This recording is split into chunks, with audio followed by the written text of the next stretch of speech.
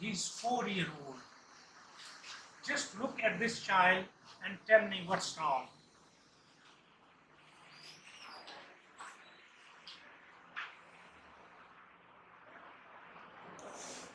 Can you look at the face?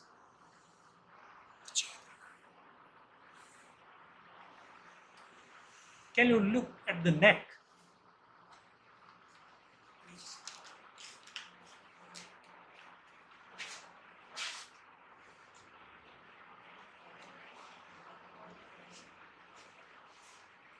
Can you see something underneath?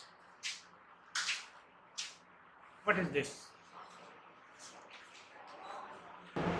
Look at the angles of mouth and look at the tongue. What differential diagnosis you suggest for this cervical lymphadenopathy? Because this is gross on both sides. So in our setting, it would be infections and then some hematological problems like lymphoma. What infections would you categorize? You classify viral infections and then parasitical infections and then bacterial infection. In our settings, it could be because of virus, and then in bacterial infection, the most prevalent thing in our country is tuberculosis. Now, this child does have a little bit protuberant abdomen, and then you feel the tummy, you get a mass on the left subcostal region, and this is what? This is splenomegaly. So you must check exact borders, and then you, for the examination purposes, just insinuate your fingers between the ribs and the mass, so examiner can know that this is spleen and you are eliciting the spleen. Now look at the hands and then compare the hands with your hands and the parent's hands. So what sign can you depict? Extreme pallor. So extreme pallor is because of anemia.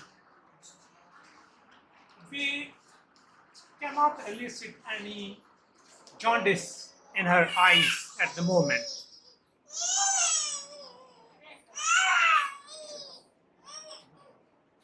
Now, this child has the history of 1 month of fever, and then from yesterday he has passed urine like this. We tested the urine and it did contain bilirubin and blood. So there would be some lesion which may be nephrotic syndrome or hemolysis, gross hemolysis. So for that matter, one can think of hemolytic uremic syndrome as well. Then we did the quick immune testing. It showed significantly reactive hepatitis C disease, as well as some malarial element came. So we can fit both of the things like hemolysis and malarial falciparum. It can give rise such kind of picture.